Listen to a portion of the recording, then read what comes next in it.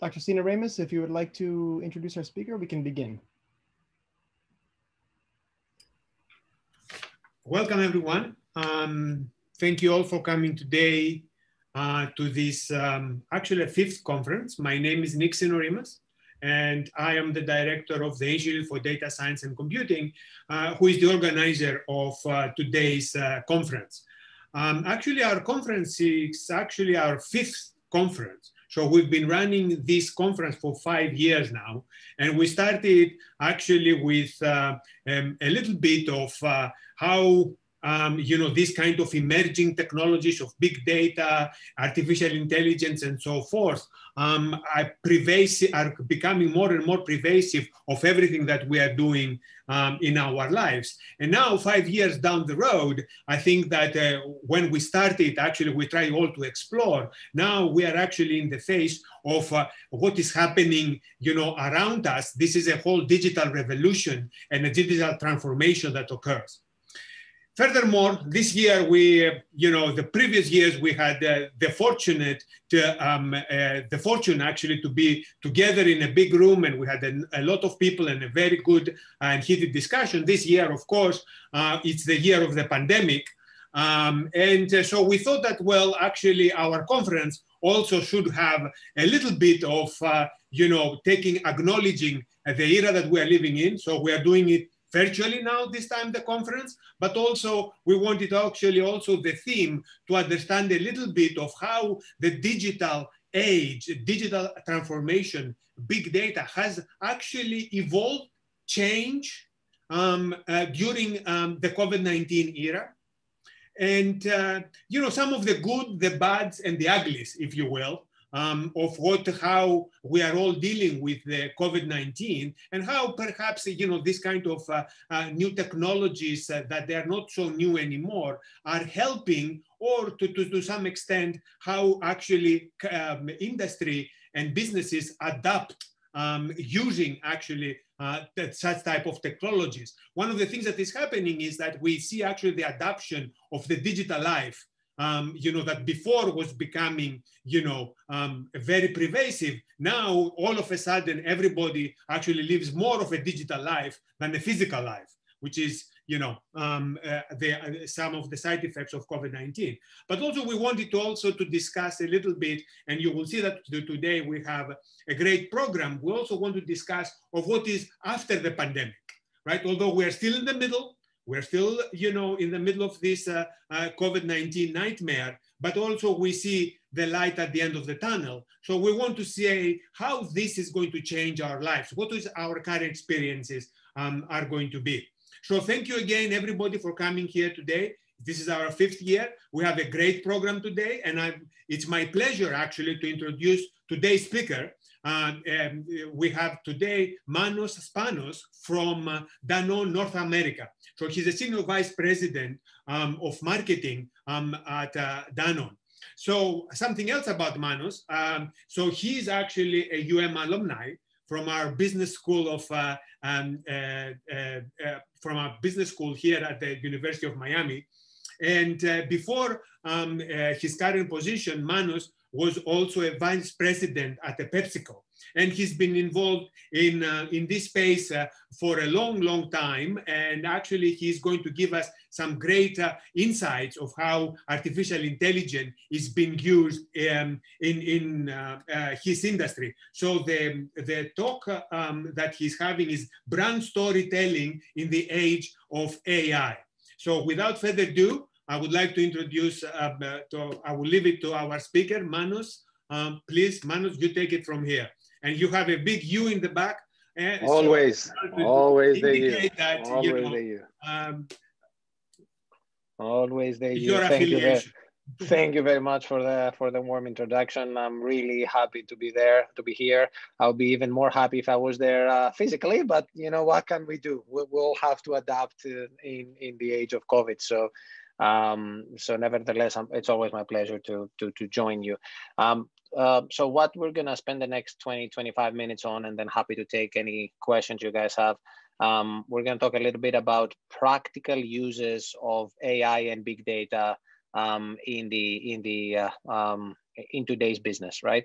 And while I'm introducing that topic and give you guys the specific data, I would always like to point out that the best technology in by itself in the wrong hands is probably going to do more harm than good. So as important as it is to have great technology, it's equally as important to put it in the right hands and always be mindful of having the balance between the art and the science, between the marketing guts and what algorithms and artificial intelligence is telling you. So I love to start my discussions always with data. I mean, after all, we're in a big data conference, so we have to use data. And we have to agree that the content clutter that we have in this world is completely out of control. We're currently talking anywhere between 630 to 650 million posts per day, and we're only talking now brand posts. Forget your cat and your dog. We're talking about just what the brands do. And the result of this, talking about big data, is big inefficiency. Over 87% of branded content has basically no significant engagement. So other than the people that actually post it and the marketing trainees that we have in our department, no one else is actually paying attention to what the hell we're posting. So that kind of institutes a problem. And it actually has not gotten better over time. It has gotten worse over time. So this is the data from 2015 to 2020, and this is the average interaction per post. And you can see that it's going down the drain. And no, the pandemic has not helped. It has actually made things worse. Why? Because we're all at home and we're all posting. So there's even more clutter out there. So brands have an even more tough time breaking through that clutter. Now, it's not only that, we see that there's so much content, but there's also so much bad content that's out there, and audiences are becoming very, very attentive to this. They're becoming basically chronically distracted. They really don't. 90% of the consumers saying that online ads are not noticed, and 64% of people basically find ads today annoying or intrusive. That's not good news for a marketer. That's not good news for somebody that's trying to put content that would make their brand more favorable, not less favorable, right? So what does that mean? That means that disruption is basically the new status quo for us. Over the past 5 years, 90 out of the top 100 brands have actually lost market share. 62% have declining revenues. So whatever we're doing right now in terms of our strategy on content is not working. Therefore, we actually need some help. And you know, there's a lot of BS that we hear on, you know, this is the year of this, is the year of that, this is the year of the other, this is the year of the other. It's very fundamental, as I said in the beginning. It's not just about the technology, it's about the strategy. It's about knowing what to do with the technology. There's great technologies out there, but you have to use them in the context of your business. And that's what I hope to do over the next 15 or so minutes, show you how we are using this technology as part of a holistic strategy for our brands. Now, for us, there's three things that really matter. Basically boils down to showing up, right? And these are some real numbers, which I'm going to talk about as I reveal them at the end. So it's about showing up, and it's about standing out. It's about getting the maximum reach that you can and reach the right audiences. And it is about getting the right engagement from this audience. And if you do those two things well, and again, I'll get to these numbers as we go through the presentation, then you're going to see great results. You know, corporate communications will kill me if I give you specific details about brands, but this is actual brand results, and I'll get to them as we go through the presentation. If you do this thing well, if you do leverage big data and technology well, you are going to see your sales go up. You are going to see your brand engagement go up. Now, how do you do that? For us, we basically feel that it takes two to tango. And the two to tango is basically the mix of human intelligence and artificial intelligence. And they both hold equal weight. You cannot do it just with one, and you cannot do it just with the other. You need to be able to merge and use both. As we are doing our content strategy, and as we're having these things in our mind, we have certain beliefs, and our beliefs is that we are humans, we're not robots, right? So we believe in the power of people talking to people, and we go after hearts over minds. But at the same time, we're masters of this art meets science tango. because we have to continuously listen to what they're saying, and we have continuously optimized, because at the end of the day, we can sleep when we're all dead. In the meantime, we need to deliver results. So that's what we're trying to do. And for us, it's not about the stuff that you make, but it's about this. It's about the stories you tell. So I'll give you now a few concrete examples of how artificial intelligence and human intelligence are dashing together. And I will start with a very small brand. I will start with a brand that probably most of you actually don't know, because I want to show you the full breadth. I'll start from a very small brand, and I'll show you a very big mega brand and how we're using the technology. So Happy Family Organics is the fastest growing organic baby foods in the market. And that's a brand that we love. That's a brand that's doing some wonderful things. And it always starts, you know, I'm going to show you some of the work that they did in 2019, even before the pandemic. And it, of course, it started with human intelligence. It started with a good insight. It started with a good campaign. I'll play a very quick video so that you guys get a sense of the campaign and what it was about. And then I'm going to talk on how we leverage technology on it. So hopefully the video will play, maybe.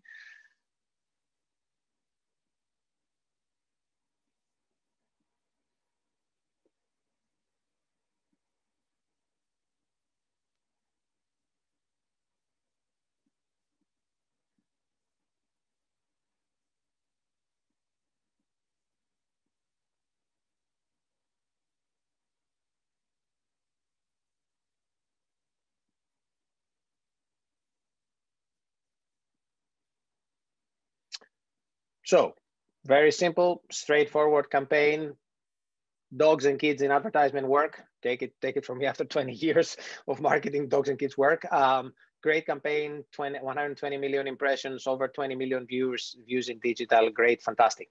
Is that enough to drive sales? No.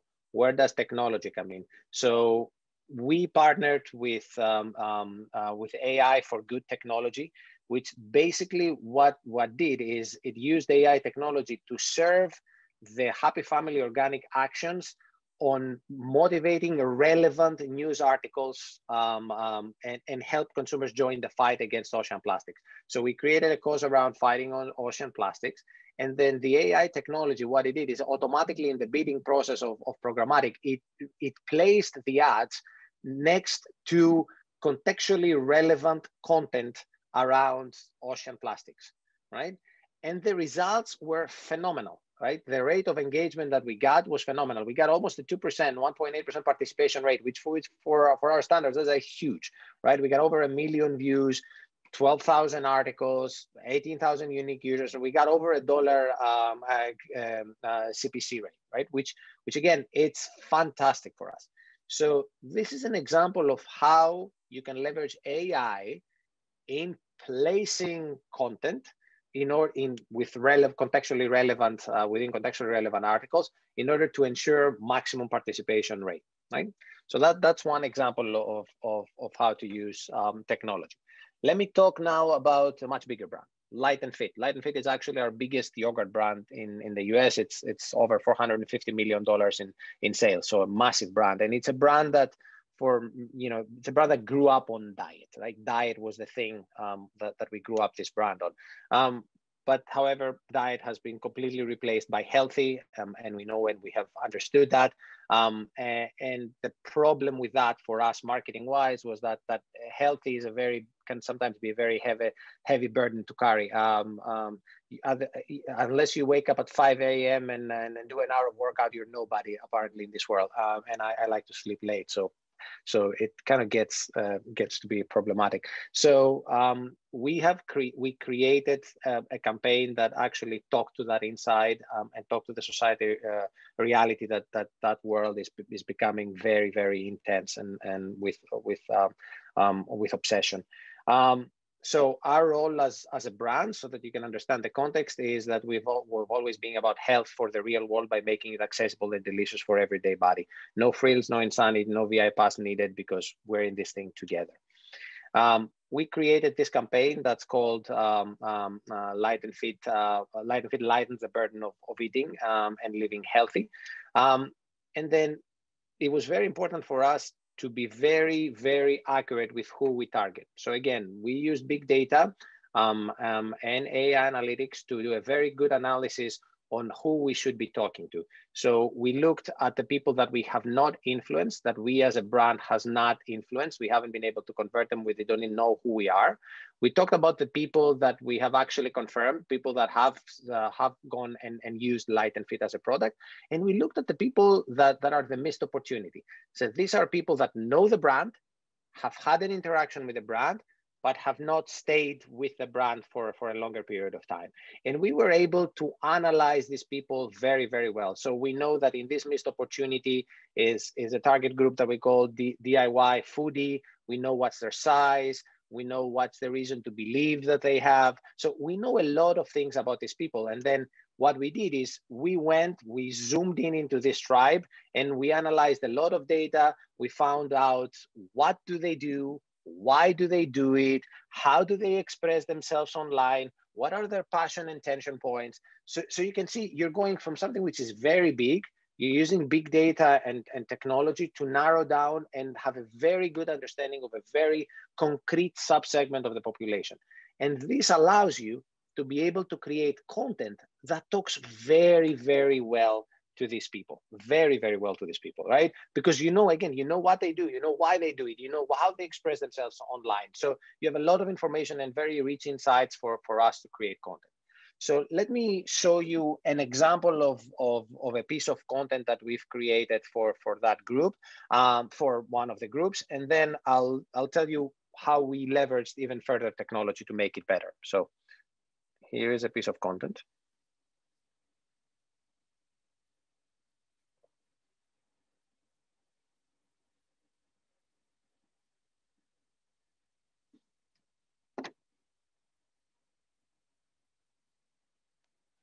So a very targeted piece of content. Obviously, you understand that we had a good understanding about working mothers, the burdens of working out in a full schedule. That's actually very pandemic relevant because that's the reality of what a lot of the mothers have been facing over the last few months. So we've been playing a lot this during the pandemic with very good results. Now, it's not enough to know the insights to create that piece of content. How can we further use technology to make this content even better? So we work with a company named Explain, and we're using AI technology and a tool called VMAX. And what VMAX does is it basically goes frame after frame on this commercial. And I'll show you an example of how that looks.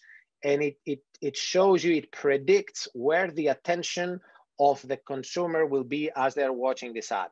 Is their eye gonna go to the right spot? Are they gonna take the right messages? Is your product showing up in the right place? Is it showing up very, very clearly in the ad? So let me show you an example of how that ad looks with a filter of VMAX on top of it.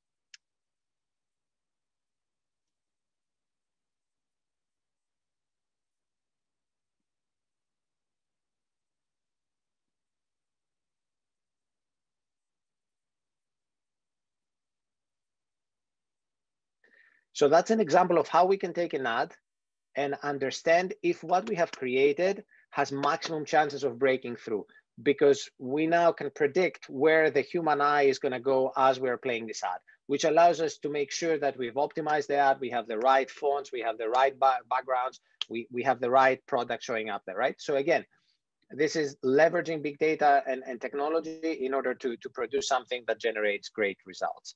And the outcome of this is that we are creating a series of ads that they're all, a series of pieces of content that they are all optimized and they're going against the right target groups. And as they're going against the right target groups, we make sure that we have the maximum impact from the content that we are using.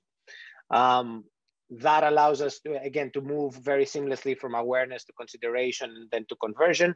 And on top of this, what we do is it's very important for us to make sure that the media buying that we do goes exactly to the right audiences. So we know these people, the 17 million people that we were after in that target group. We knew what they were after.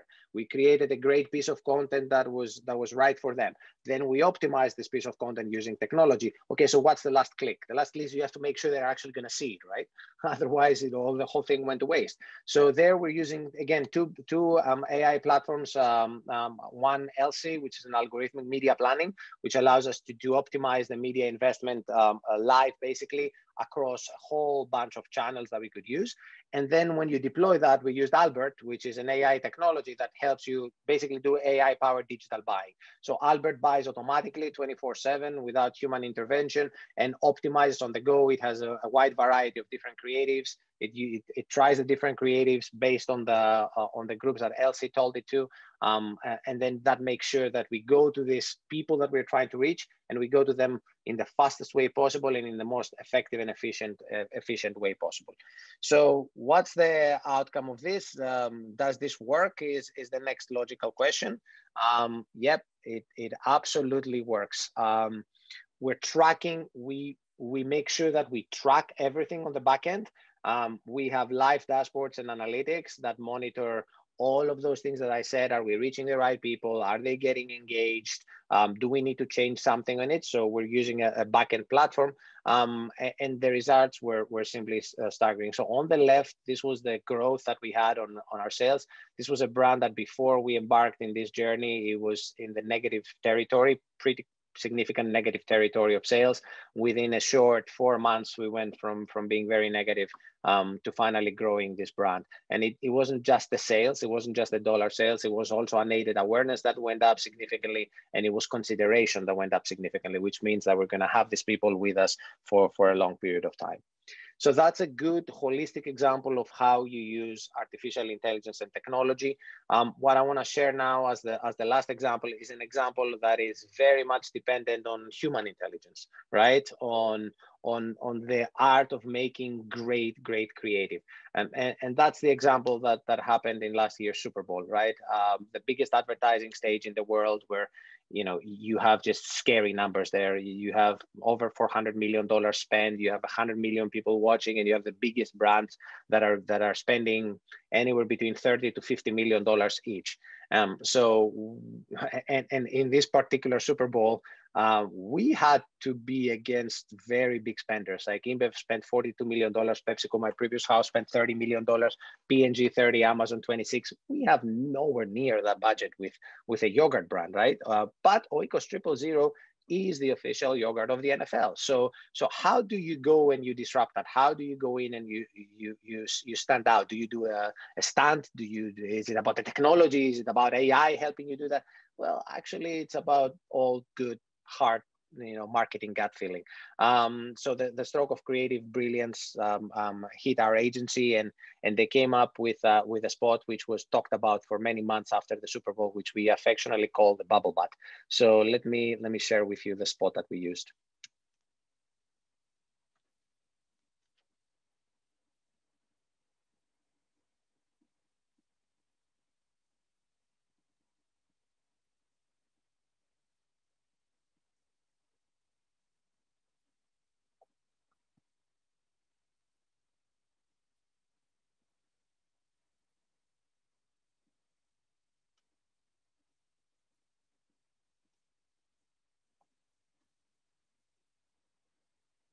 Very simple inside. NFL glutes need protein. Oikos 000 has a lot of protein. Oikos 000 is the yogurt, the official yogurt of the NFL. Of course, it helped that we had a great halftime show with J-Lo that was emphasizing also that thing.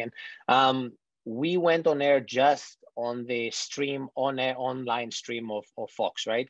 So we didn't advertise inside the Super Bowl. We advertised in the periphery of Super Bowl, in the live streaming of Super Bowl through Fox Stream. And then we amplified that a lot. And this is where technology comes in again, right? So we used, again, our digital technology, our AI technology to take this content and amplify the heck out of it with paid digital, with NFL influencers, targeting the right people, automatically optimizing the content on the fly during that day, right? And of course, we topped that with a fantastic PR plan. And, the outcome was just that's incredible. We were named one of the top 5 spots of the Super Bowl without even being in the Super Bowl, and with spending about a tenth of what everybody else spent in Super Bowl. And we got picked up by Ad Age, Cosmo, Pop Sugar, Cats. We got over 40 million unique viewers across all platforms. 40 million people just watched that ad.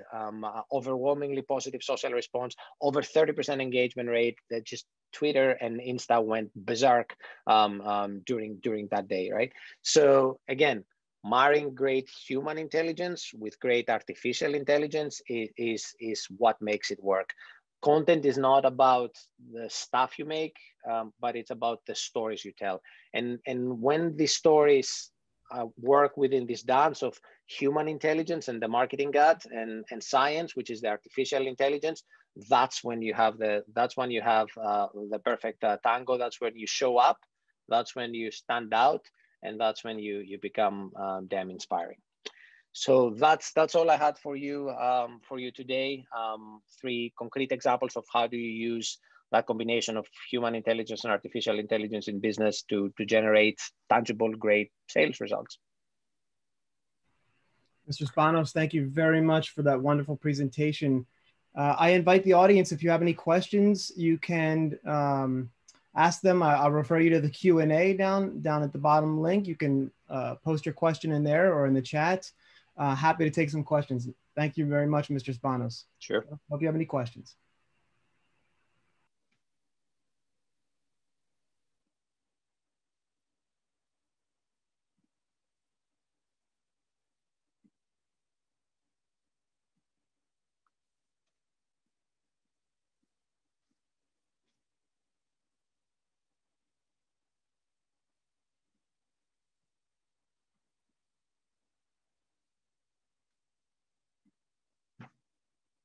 I don't know if I see do I see the questions on the Q&A now, right?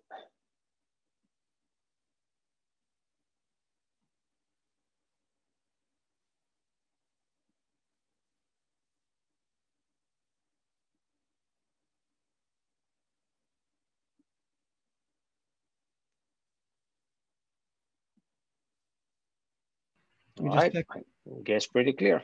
Yeah, just check the Q&A one more time if there's any questions. Let me see here.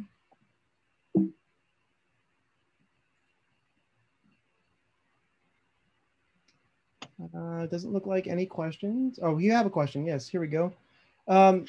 Spanos, we do have a question actually. Yeah. Can this AI be used for other applications like movies, for example, or in cinema? Yeah, but if you're referring to the VMAX that I showed, you can use it for static imagery or moving imagery. You can use it for anything you want. Now, my guess is that, cinema is something that is much larger. So it's very difficult to do this whole analysis frame by frame for an entire movie.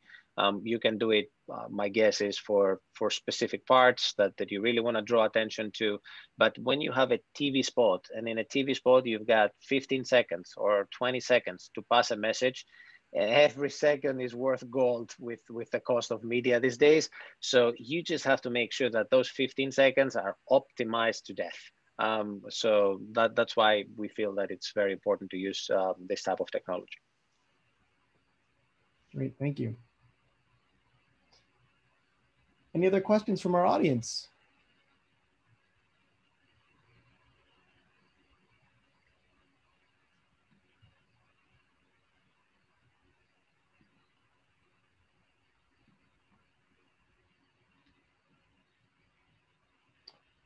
Okay, all right. I don't think we have any more questions, so let's move on to the next phase of our conference here. Hold on for a second. Okay, should be able to see my screen here.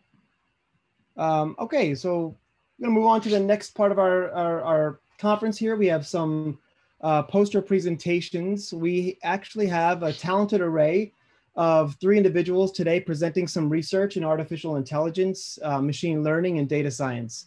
So we have, I'm gonna introduce them for you. We have Ikitar Nuwas. He's a graduate student at Florida International University working in machine learning and cybersecurity and healthcare systems.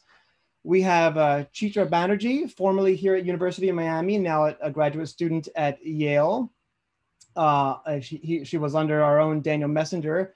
and she's working in psychology and the intersection of psychology and data science. And finally, we have a talented young man doing his own research in machine learning and nuclear physics, actually, at Ransom Everglades High School under Professor Luis Felipe. He's professor of physics and data science. And so now we're going to get a little bit technical into some actual big data analytics, and artificial intelligence. So with that, I am going to turn it over to our first presenter, Mr. Nuaz. If you would like to share your screen. And I'll stop sharing my screen. There we are.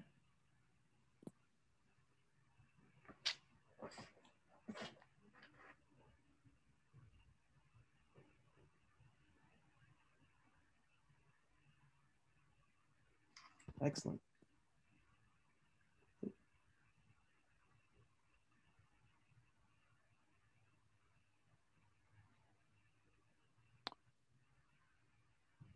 I think you might be muted. Oh, no, you're not. You're okay. Okay.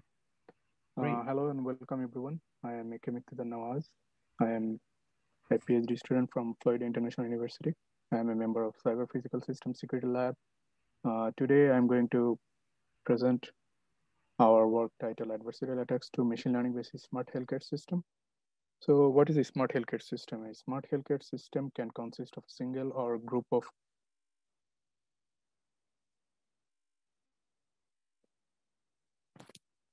I think, can you guys hear me, or I need to speak a little bit louder?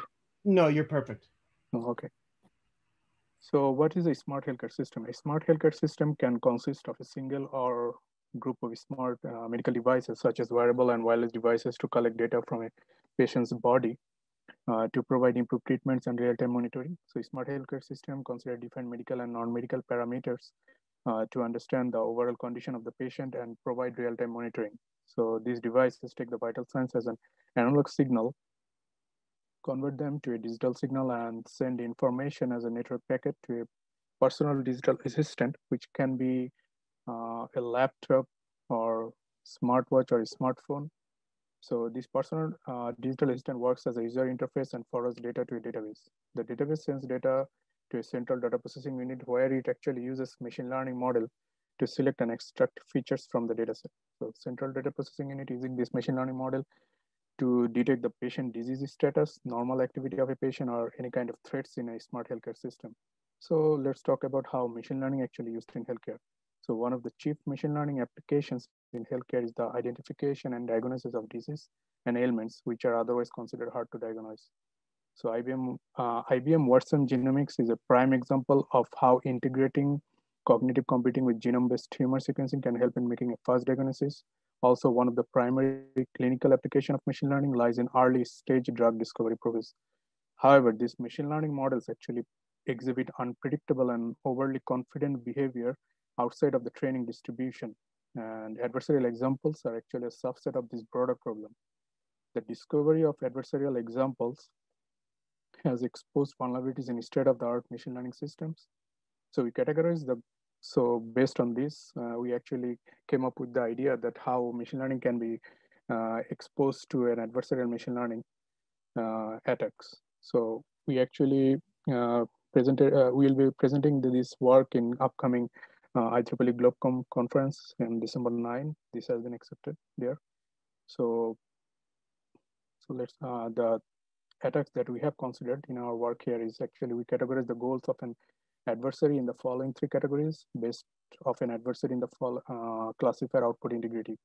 So for an untargeted, there are two types of attack we consider, untargeted and targeted. For untargeted attacks, we consider the attacker has a specific goal to achieve. Let's say if there is a specific state a patient is now, he's walking or sleeping, then adversary may want to change the specific state of the patient. From also there are some disease status of the patients. You can be motivated to change that disease status, disease state of the patient to a normal status. So for untargeted attack, an adversary tries to alter the output of the mail classifier of a smart healthcare system from the actual output. Also, adversary attempts to alter the input data of machine learning classifier to change the output of a specific class. And he also tries to find the minimum number of devices needed to be compromised to launch an attack in a machine learning-based smart healthcare system. So next, our attack methodology can be defined in the context of data processing pipeline. Here, an adversary attempts to manipulate either the collection or the processing of data to corrupt the machine learning model. So hence, altering the original output is the main goal of the attacker. So we divide the attack into following two categories. One of them is poisoning attack, and another one is the evasion attack. So poisoning attack actually is performed in the training phase of the machine learning process. So here actually the training data is compromised in the whole learning process. And evasion attack, adversary tries to deceive the smart healthcare system by enforcing adversarial samples during the testing phase. So general evasion attacks are classified in two categories, white box and black box. In white box attack, actually adversary has complete knowledge about the machine learning model used in smart healthcare system. For white box attacks, we consider to perform hop, skip, jump, first gradient, Carlian, and Wegener. And in a kind of black box attack where adversary doesn't have any knowledge of the machine learning model in the smart healthcare system and uses the information about settings of past inputs to analyze the vulnerability of the model. So we perform zero to other optimization attack here in our evasion attacks of black box. So we consider in a smart healthcare system, there are 8 different smart medical devices, like for considering the blood, for measuring the blood pressure, blood hemoglobin, alcohol level. These are the things actually considered here. From also, we are considering 5 different disease states and 6 different regular activities. We collected this data from different publicly available healthcare databases that gave us 10 vital signs such as heart rate, blood pressure, blood glucose, oxygen, etc. So impact of the proposed attack after performing the poisoning attack or training phase attack in a smart healthcare system is that an adversary can have access to the central data processing unit in training phase and inject bad data in the underlying model during the training pool. In that case, the adversary can actually learn the training model and inject bad data to manipulate decision of the smart healthcare system. So in our poisoning attack, we have altered the vital status of the training data, like any of the device data that have been coming from the smart medical devices can be manipulated by 10%, 20%, and 30%, so that the output status of the patient can be changed. So next, we performed, after performing the untargeted attack to find the most significant attack, we consider different kinds of targeted and untargeted for both black box and white box attack. And when we consider the performing threshold-based attack, that means we want to identify most important devices in the whole smart healthcare system. So we consider the untargeted attack in the training phase, and we find that hop, skip, jump, and FGM, fast gradient method, actually achieve the highest accuracy and lowest accuracy drop in terms of device reduction attacks. Also, finally, we performed different types of attack algorithms, like for both untargeted and targeted. So in that scenario, we find that black box attack, which is a Jew attacks, actually obtain the highest accuracy drop of 12.29% and 8.2% for success rate. So accuracy drop is for we have considered for the targeted attack, and 8.22% is for untargeted attack. So accuracy drop is how much accuracy actually drops for machine learning model when you perform this attack. In case of, in terms of targeting any kind of specific states the attacker wants to achieve. And 8.22% is success rate means any kind of, he wants to change to any disease state or normal activity state for the patients. So we can observe from different attack algorithms that highest accuracy drop for targeted attack is 32.27 and success rate is 15% for hop, skip, jump attack. So here in this work, we have presented a new method of adversarial ML-based attack to identify the pitfalls of underlying machine learning model of a smart healthcare system. So thank you everyone for giving me an opportunity to present our work in this conference. Hope you guys enjoyed it. If you guys have any questions. Thanks, Mr. Nawaz. I think we're going to move on to our next presentation. We're doing a rapid lightning round. We can definitely take questions at the end. So on to our next presenter, whose name I forgot to mention when I introduced this section of the conference. This is Elliott Gross. So Elliott, if you would like to share your screen and begin your presentation. Thanks very much.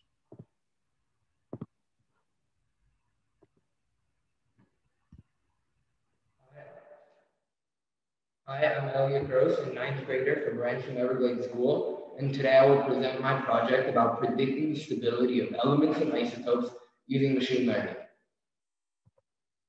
Here's a brief background. In general, there are stable atoms and unstable atoms. In the atomic nucleus, the protons repel each other, and it is the neutron's attraction to other protons which help keep the atom stable. However, as the number of protons in the nucleus increases, the more unstable the element gets. One thing that's important to note is that very little data exists on stable elements. It's limited mostly to the elements in the periodic table and their isotopes.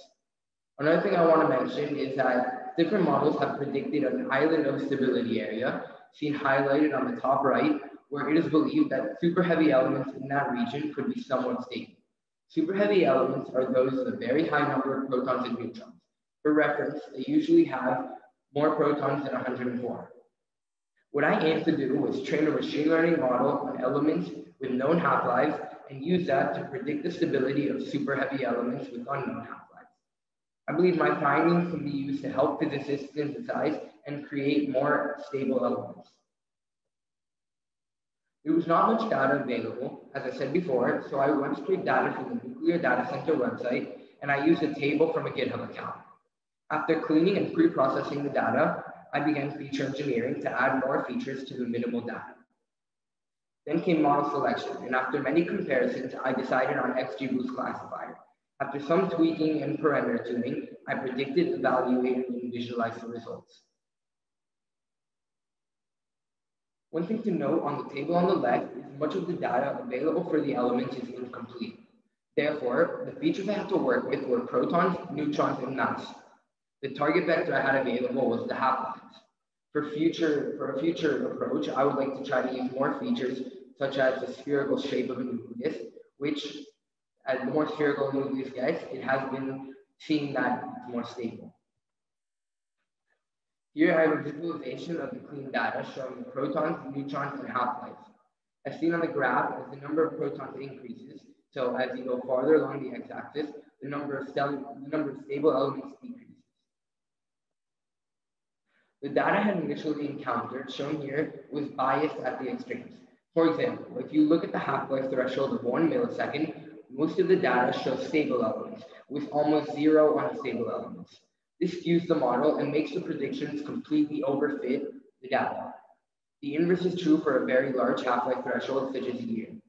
The way I got around this was by generating elements I know to be unstable. I did this by adding elements with an immensely disproportionate amount of protons and neutrons. This way, my model was able to learn to differentiate unstable elements from the stable ones, and thus increasing the accuracy of my model. Here you can see how the data is a little more balanced towards the left end.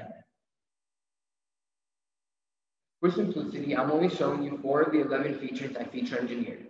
When I analyzed the data, I saw that as the number of protons increased, the number of neutrons needed to stabilize the atom increased at a higher rate. For this reason, I want to focus on one of the features I used, and that's the absolute difference between the number of protons minus the number of neutrons in an atom. Because of this trend, I wanted to see this correlation between this and with the stability. This is shown on the red line. Another thing I want to note is that for most of the features, as well as the features on this graph, as the half-life increases in size and gets longer, the correlation approaches 0, losing the efficiency between the features and in turn making the elements with longer half-lives harder to predict. These graphs explain why I chose XGBoost as my main model. On average, XGBoost does in fact outperform most models. The 4 methods of scoring I used to compare my models were accuracy, precision, recall, and F1 score. While comparing these models, I also looked at the confusion matrices to determine a model with a minimized number of false positives, thus making my model's stable predictions more accurate and more confident. I also want to point out that some models do better for a particular magnitude of half-lives. For example, on the top left, you can see that K-nearest classifier does great with a threshold of 1 millisecond. However, for the rest, it does poorly. In a future approach, I would also like to try to, instead of using just one model, I would like to use different models depending on the magnitude of the half-life that is more appropriate for that magnitude, and in turn increase the accuracy of my predictions. This shows how I have improved my XGBoost model. For example, in red, you can see the accuracy score for the XGBoost model trained on just protons, neutrons, and mass, as well as the default parameters for the XGBoost model. In turn, in the black bar, it shows the final model with the artificial unstable data I talked about, the features I engineered, as well as the parameters I selected using grid search. In general, this final model does better than the original model, and sometimes the accuracy increases by more than 20%. On the first row of this slide, you can see the full comparison between the actual data on the left and the predictions on the right. However, because of the biased data for milliseconds that I mentioned before, the green seen cluttered all around the top right graph completely overfits the data. On the bottom row, however, I have removed the milliseconds from both the real data and the predictions, and the comparison is both much clearer and much more accurate. Ultimately, I want to use this model to predict the stability of elements in the super heavy region, as I have shown here. These predictions could help physicists create and synthesize new super heavy elements. It can help answer questions about the structure of the elements in existence today, as well as the periodic table, and it can further our knowledge into why nature contains only a finite number of elements. Thank you for your time and attention. Mr. Gross, thank you very much for that presentation. Well done.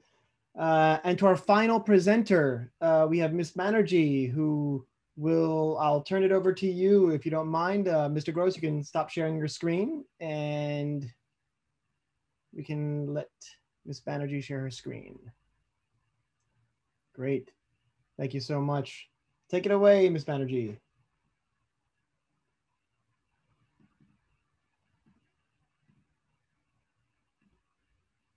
You see, are you muted? Yes, you're muted.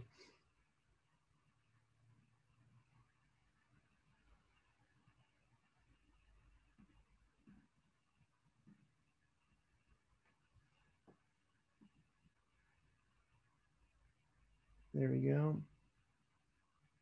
Teacher, you're still muted and your screen is not totally sharing. This might be a bad connection, actually. Where's that? Let's give it a second. Hi, sorry about that. It looks like Zoom quit on me. Not a problem. Try this again. Can you hear me now? Yes. Okay, let's see if I can. There you go. Green. Great. All right. Thank you so much. Okay. So as part of the IVSS project led by Dr. Daniel Messinger and Dr. Lynn K. Perry, I've been investigating social approach using location tracking tags in the preschool inclusive classroom. So these classrooms include children who are typically developing, children who have autism spectrum disorder, ASD, and children who have developmental delays, DD. We know that children with ASD display deficits in social communication. And we wanted to see if we can quantify this in the classroom environment by quantifying their social movement towards their peers and teachers. To do this, we put tags on the kids so that we can track where they are in the classroom. And we see an example of what this looks like in the classroom environment in this video here. We defined approach as the distance that each child A in the classroom moves toward the original position of each child B in the classroom at the level of 1/10 of a second. So this is getting very rich data for each day of data collection in these classrooms. Approach is also weighted by the direction of movement and orientation of the child who is approaching, as well as the initial distance between the two children being analyzed. Darío.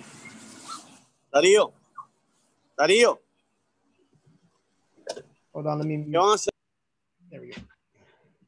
Okay, so here we see average peer social approach in centimeters per second. The x-axis here is showing the diagnosis of the child who is approaching, and the colors of the bars refer to the child who is being approached. So we analyze this data using multi-level models in R. And the first effect that we see is that there is a similarity effect where children tend to approach others in their diagnostic group at the highest approach velocities. And we see that especially in the TD children approaching other typically developing children, as well as the children with ASD approaching other children with ASD here.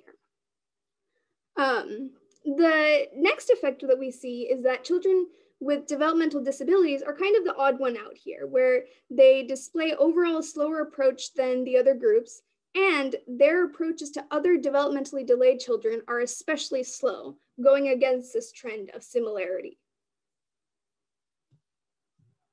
We see that here and here. So moving on to approaches between children and teachers, we see that children with ASD approached and were approached by teachers at higher speeds. So here we have children with ASD moving towards and away from teachers at the highest speeds, and similarly, teachers approaching children with ASD at the highest speeds. We also see that teachers and children tended to be closer to one another over the course of the classroom day than the other diagnostic groups. So I've been finalizing this project, which I first started as an iDisk fellow last year. We most recently added one more classroom to our data set, adding 4 observation days, each of which are rich with data for at the 10th of a second level. I hope to present my results as a paper soon. Thank you for your time. Thank you so much, Ms. Banerjee. Great job to all our presenters. And we're going to move on to the next phase of our conference, everyone. And I'm going to turn it over to Dr. Joseph Johnson to introduce our moderator and our panelists. So Dr. Johnson, I will turn it over to you, sir. Thank you, Michael. So we had a whole range of presentations. They were fantastic. Especially these are school kids, so you must realize how much work they've put in. We started the day with Manos giving us some idea about how AI was used in marketing, and then we went into hard sciences, and we're going to come and pull this into the whole world.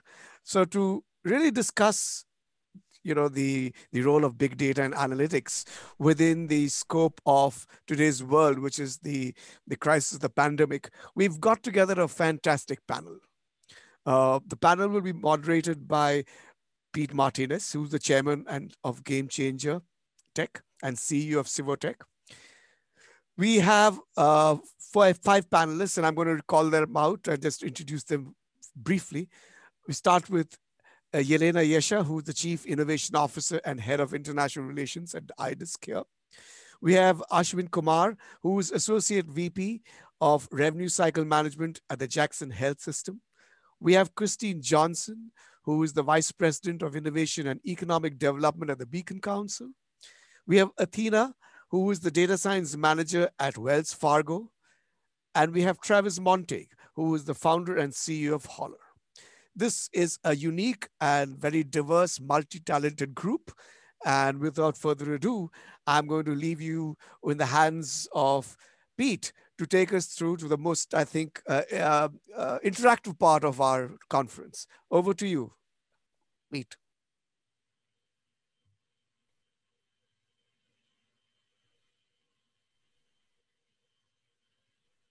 Good afternoon. Can you hear me now? Yeah. Perfect. All right. It's fascinating that we're talking about a pandemic. The first time that I met with Nick Sinorimas back in 2006, he was at Scripps Research Institute and I was at IBM. And the project that we were collaborating on was the usage of the Blue Gene supercomputer to actually model potential mutations of the H5N1 virus, back then the avian flu. And it was very similar to the model that Manos was talking about in terms of the subject matter expertise still in the human. The technology is very much in the hands of the tool and the decision-making process that is allocated to it. But in that project, it was fascinating in the sense that the problem was defined by the rich scientific knowledge of the biologists and the chemists at the Scripps Research Institute. And then they took the computational biology, the development of the algorithms, and focused them to leverage their computational capability of the Blue Gene supercomputer at the time. It was artificial intelligence in the sense that we took massive amount of filtering and data processing and combined it to go after a very interesting project. I wanted to highlight that because it's very relevant to what we're doing today in terms of the predictive modeling related to the pandemic, but also wanted to highlight Nick and Remus as well. Nick has been at the University of Miami now since 2007, and he has done a masterful job of both consolidating all the computational capability and actually taking it to the next level now with the Triton supercomputers and such, but also the creation of the center, because that actually brought together the talent, not just the computational capability, and now the formal foundation of the Institute, which takes it to the next level in terms of academic research and the commercialization of it. So Nick, Oba. Having said that, let's get into the panel itself. When we started these conversations about 5 years ago, the big data was a marketing term. It was highly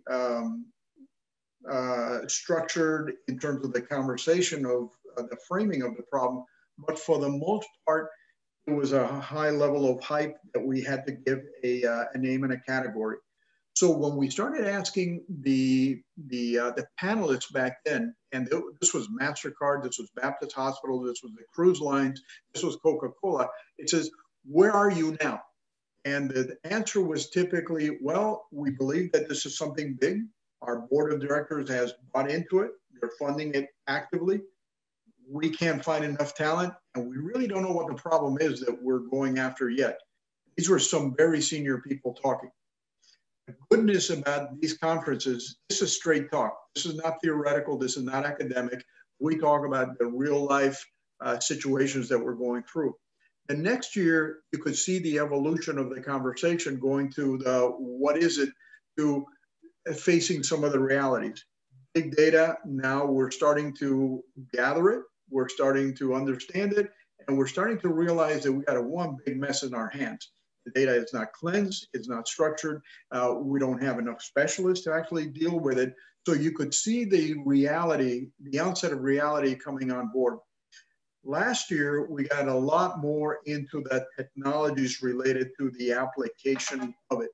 So a lot of the focus right now this year is going to be, so where are we now?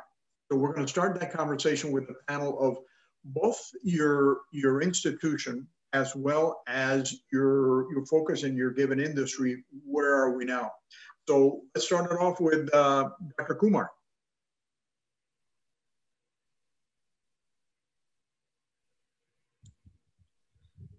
Thank you, Pete, and thank you, Professor Johnson, for the warm welcome. Welcome, everyone. Good afternoon.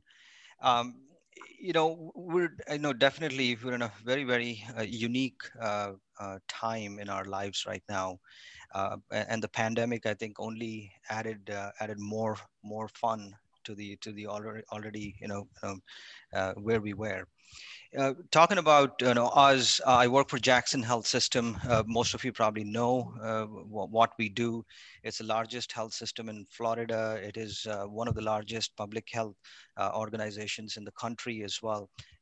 And then uniquely, if you look at the demographics of kind of where we do our business, there is it's the seventh most populous county in the country. We have 25% higher unemployment than the U.S. average. I'm giving all these numbers, these are pre-pandemic numbers. Crime rates, violent crime rates, look at the poverty levels, 28% poverty levels here. So that just adds an extreme level of stress for a financially for a health system to stay viable. Right, I'm giving you this context, plus obviously because of all these other extraneous situations, the overall population health, when we look at the people in this county, it is definitely not ranked anywhere, even in the middle level when you compare it to the country. So this poses a lot of unique challenges to a health system like us.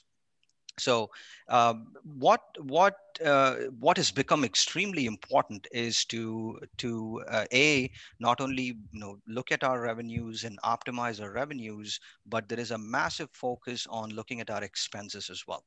And operationally driven, traditionally driven models will take you only up to a certain optimum point. After that, then what, right?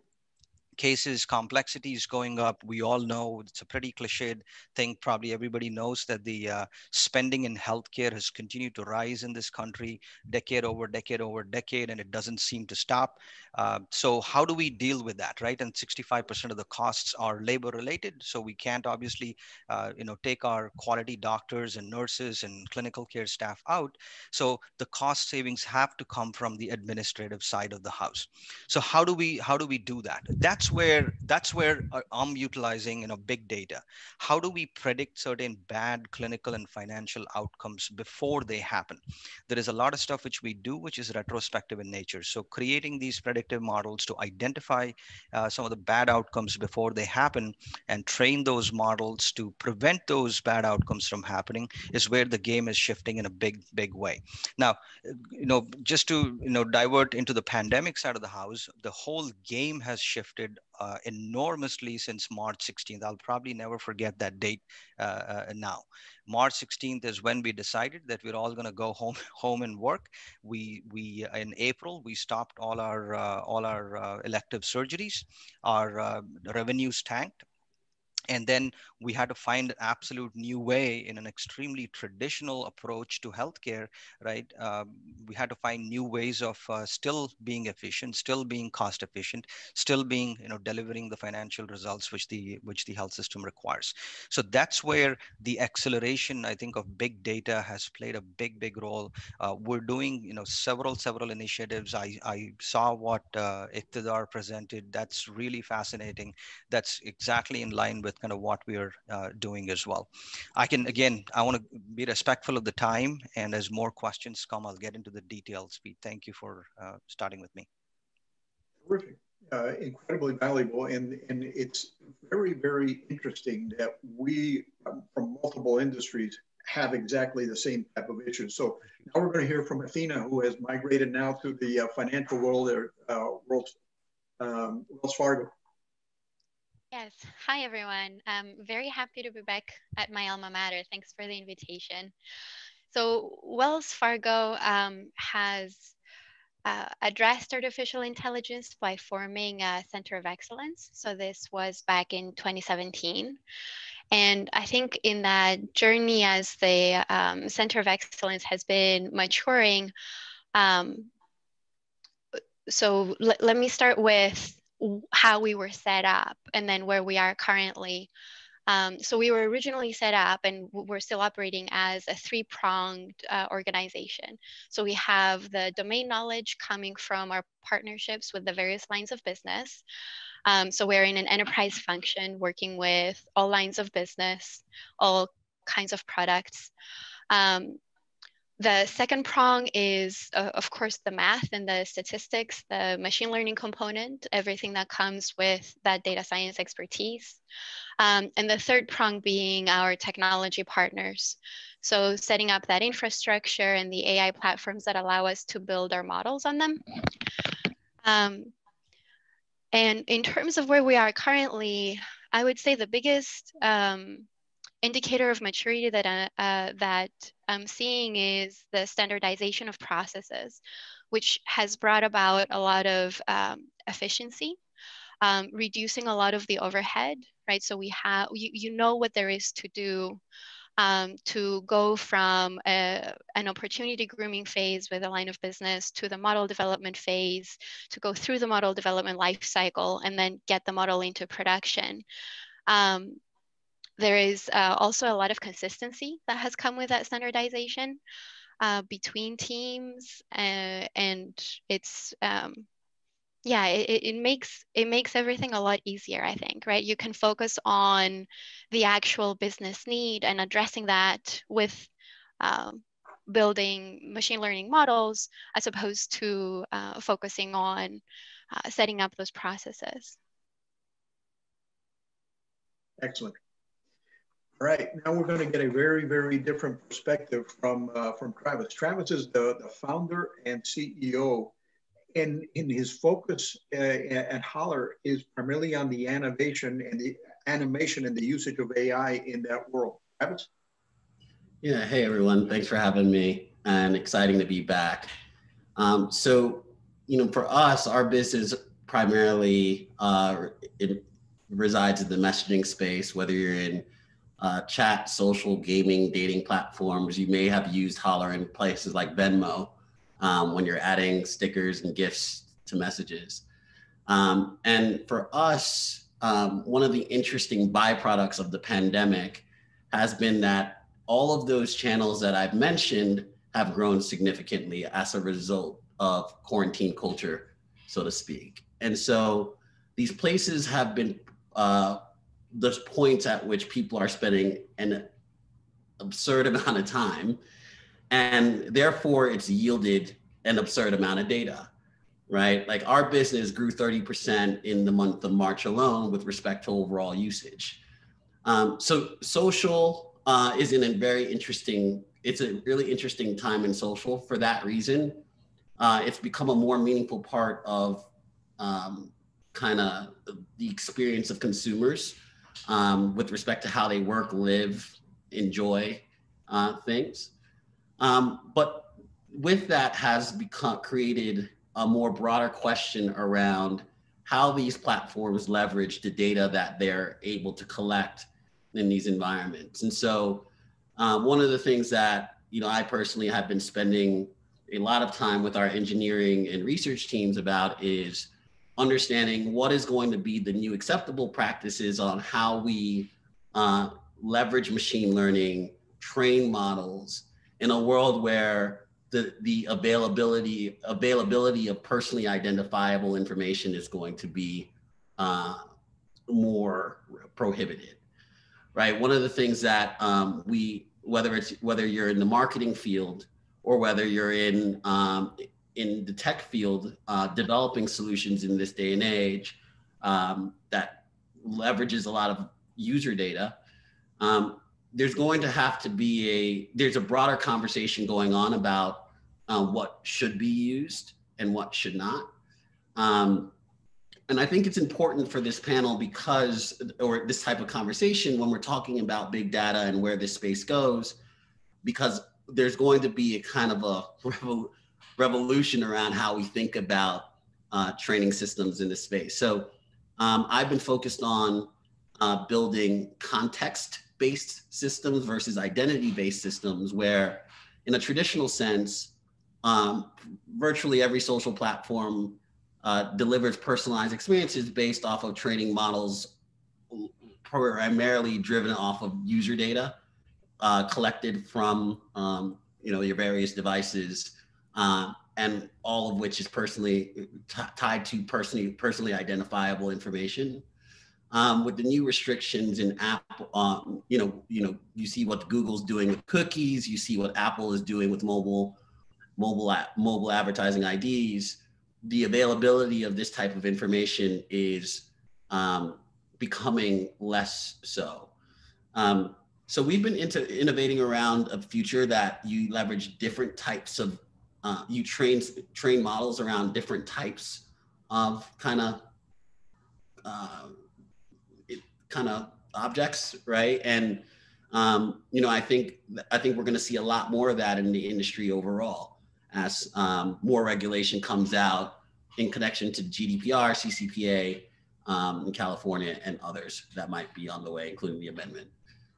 So it's interesting, but I do think that it creates an opportunity, because what's happening let's put it in the marketing world, for example, and I know Manos was here earlier talking, but in the marketing world, the way pretty much virtually the entire industry evaluate success of their advertising initiatives or marketing initiatives is oriented around being able to track and measure ROI in different ways, whether it's brand effectiveness or other foot traffic or any other of those things that we use as data, as information that gives us conviction that our marketing is working. But all of that's disrupted, right? Third-party data the whole third-party data industry has been disrupted in a meaningful way. And so that's it's creating a new opportunity for, emerging companies to think about new ways for this to be done. For example, there's a big conversation going on right now about, well, how do we measure, there's billions of dollars of media being spent that leverages this approach. That's going to be unmeasurable soon, given what some of these major changes by platforms and new regulation.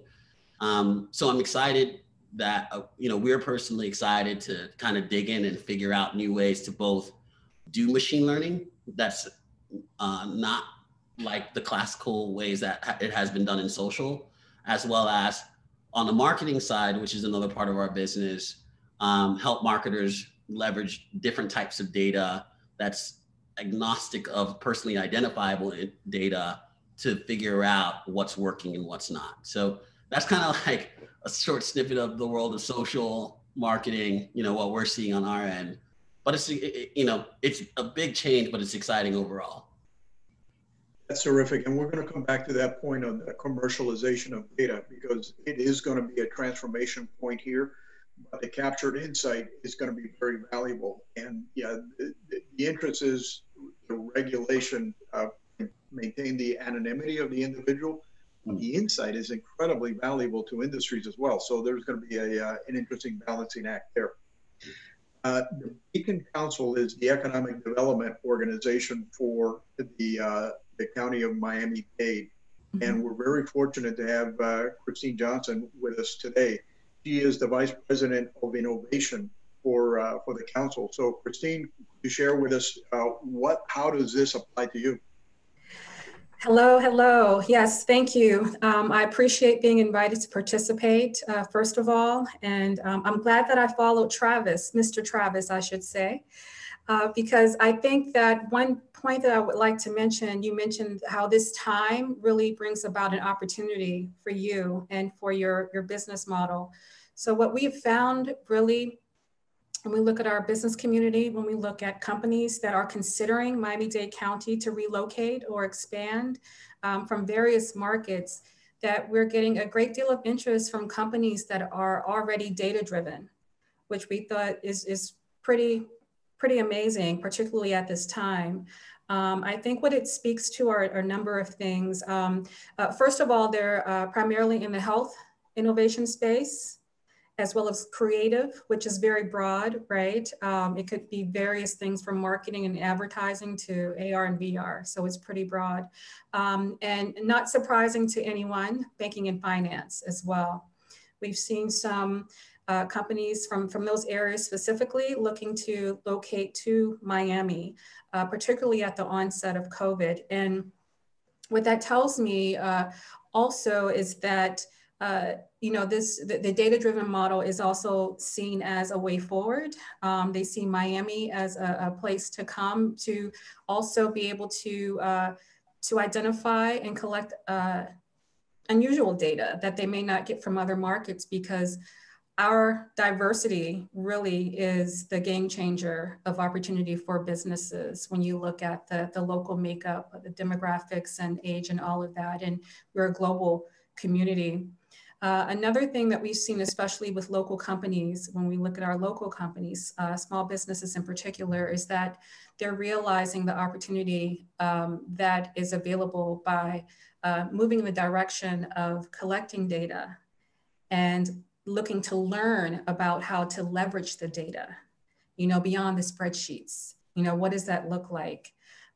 We really had to move away from, I think, as an organization and as a tech industry in general, beyond really pushing just the narrative of artificial intelligence. That's the way to go. But at its core, we need to really make sure that our businesses across the board are understand the many use cases and the ways to leverage data based on their business model, their stage of growth, and the opportunity ahead. And also, looking at it from a perspective of becoming more sustainable being crisis proof, helping to ensure that they are meeting certain standards and opportunities for leveraging the data for marketing purposes, to expand to other markets, to be able to simply evolve their business model in general. So we've been looking at that and how to connect them with resources that can educate them at that level. Another point that I think is really interesting when we look at our municipalities, I think a great example is the city of Coral Gables. They were nominated for, I think it's the top 10 smart cities recently for the work that they've done. They're really data-driven, with the priority being public safety, particularly at the onset of COVID, but also looking at, thwarting crime as well in their community. And I think over the past 2 years, they mentioned crime has been curbed about 40%, I believe, as well, through their various data-driven models and implementation and working with the local law enforcement. So, across the board, I think too, which is why I really appreciate participating in this, we're mapping our community more to see who's here and what some best practices are as far as those that are utilizing data, best practices as well, and the way forward to make sure that our business community is more data-driven as well, not just pushing the narrative of AI, but really, you need substantial data and quality data in order to move to that next level. So how do we level up our business community as well is something that we've been looking at and really trying to be more involved in. And we definitely see, looking at more a data-driven economy as a way for Miami as far as the talent development. Ensuring that the companies locally that have a demand for that talent are connected with the local talent pool. And if there are gaps as far as local talent concerning the demand for those positions, how can we align with our universities and even other alternative education programs to really create that talent pool that the local businesses need? And encourage the local businesses to also partner with the universities for their specific needs or alternative education programs, and also pushing the importance of even looking internal. How can you reskill some of your internal team as well so that they can continue to bring value to your business at this high level way, given how the industries have changed right now due to many factors. Christine, have you seen examples of companies taking their data but combining it in a multi-domain model from data from other institutes or companies? A good example is in health, population health. You typically take some clinical type of values, but then you mix them with environmental or financial or lifestyle type of changes. That actually applies both in the medical world, but also in the financial world or the sports world and such. Any such more advanced models coming about? Yeah, that's a really good question. Honestly, for that, I think what comes to mind for me, I would honestly look locally to some companies that really focus on helping to mash up that data and present them as opportunities to the local companies. I think one that comes to mind is a smaller company look at the data. I think that's one that would be looked upon as, best examples of clients that they work with that may do that, as well as Neoris, which is another one as well. And actually, my apologies, Jump to It is a perfect example of that. They are across industries and they have a very robust data-driven model and platform that crosses all industries from aviation, banking and finance. It's a predictive model as well, and health innovation. So that one is a great one locally, and they actually expanded here the past year. Wonderful. I see the evolution. Most companies are looking within their own data and starting just to mine it the heck out of it. But the moment you throw in variables from outside, you see a level of relationships. We've done a fair amount of work on the sports world, and we found relationships between sports injury and the environmental factors, temperature, humidity. That wasn't captured in any kind of medical field or database. However, if you overlay the two, all of a sudden major clusters of injuries start happening. Yeah. We also did some publications in the concussion world where the longitudinal perspective actually became very, very interesting. Was there a secondary injury after the initial concussion? And you could never see that because the concussion was actually recorded by a neurologist, but the secondary injury was actually an ACL. That would have been an orthopedic. Think they talk? So the next order of integration of data, I think, is going to be multidimensional, and it's going to be outside of your own company. No, what is exciting about that is when we look at where we are as a business community, not just Miami, but in general, it is that moving out of these silos and our notions of staying in one box. We need to transition over to various industries intersecting as well in order to, reach conclusions that would help move businesses forward and really help even, beyond just the medical industry. So that is a perfect example of the importance of having this mashup of the academic community and the business community and also the private sector right there, because those use cases need to be shared. And when you look at businesses now, for sure, collaboration, is the key. I know we're all tired of hearing the C word, collaborate, just like I know innovate became a thing in ecosystem. But it's truly collaboration that's going to continue to move us forward as a community and individual businesses. So that's an important note to make. Excellent, Christine. Thank you for that perspective. And now, very, very interesting perspective right from inside the Institute itself. So Dr. Yelena Yesha, she is very, very pointed, very outspoken, and actually one of the toughest critics of artificial intelligence, as she should be. Go get them. Elena? Yes, I don't see myself. Okay, thank you for introduction and thank you for the invitation. What I would like to do today is to share with you academic perspective on the concept of big data. And for the last decade, the concept of big data became pretty much a household name. But the truth of the matter, the big data has been always big. In my career, I managed the largest unclassified archive in the world that NASA gathered. And the data has been big in a matter of petabytes in mid-90s and you name it. So the only difference in the last decade, what happened is we got social media and the devices that were enable us to get an access and create this extra amount of big data. So big data by itself is actually trouble because you need to store it, you need to maintain it. While it has a wealth of information, unless you have an actionable data and unless you process and clean the data in the first 3 to 4 seconds of ingestion of the data, you cannot really use it. So for example, in my experience at NASA, 90% of NASA images from the space satellites are used maybe every 30 years. It's this 10% that is always used. So what is important here?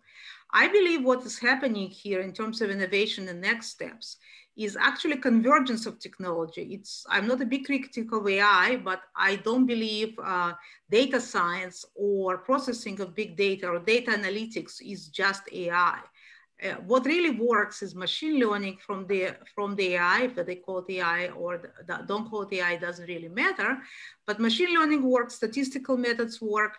But as you heard from our first presentation, our keynote, you also need to bring psychology, finance, marketing, you need to bring education, you need to bring visualization, and you need to bring business models that enable you to monetize the data as we discussed before.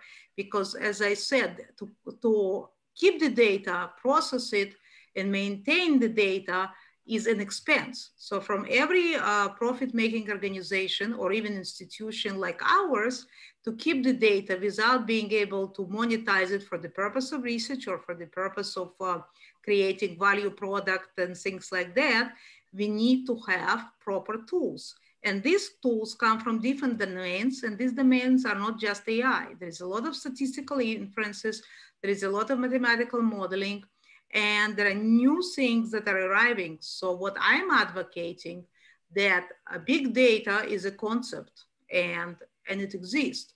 What we need to work on is on analytics and data science, that is convergence of multiple disciplines that enable us really to grow the economy, to enhance our healthcare, enhance our lifestyle from the big data.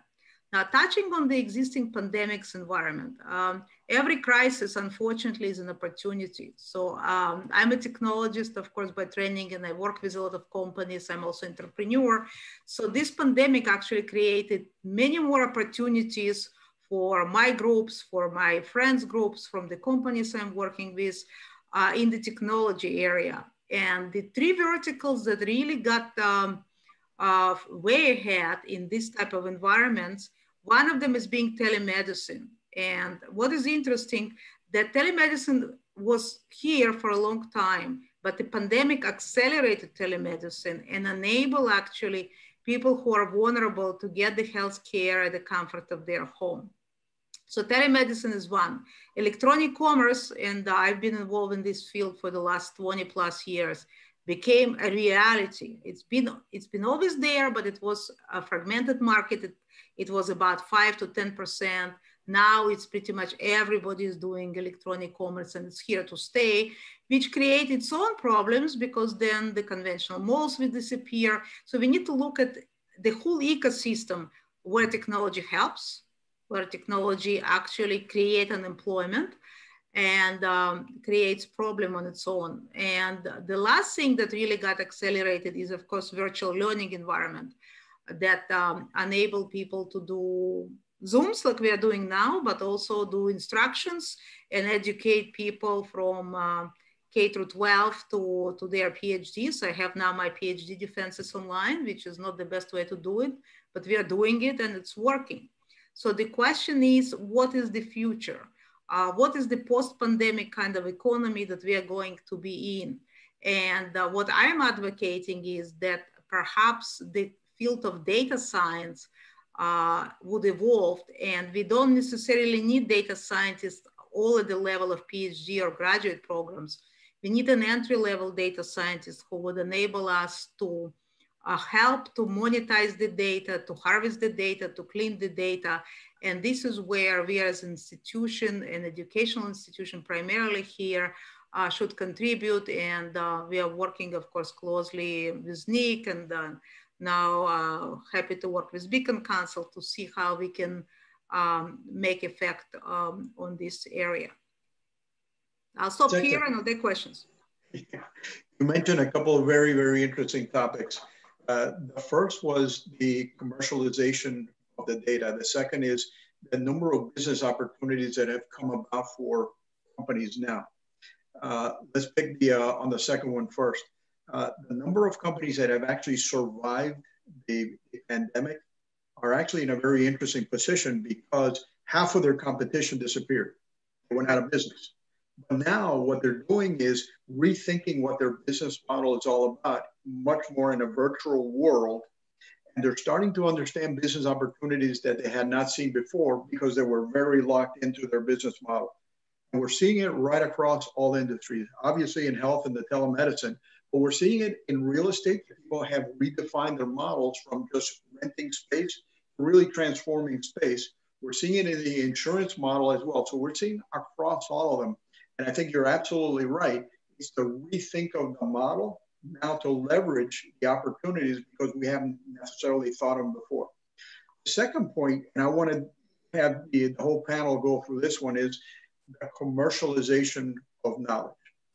We've been spending a lot of time thinking through this. We look at data as a pyramid, okay? There's different value lines to data. At the bottom, you have demographic information. You have lots of data, not incredibly valuable, but it's names, addresses, zip codes, and such. The next level is probably psychographic data, trending information, social media type of information. Then you have financial information. Then you have health information. Then potentially you have genomic information or deep information, whatever it is. But what's becoming very doable is what is the relationship between one layer and the next level, between the demographics and the psychographic, between the psychographic and the health information and the financial information and such. And what we're seeing is that the increased value and the multiplier in the valuation of that knowledge is very real.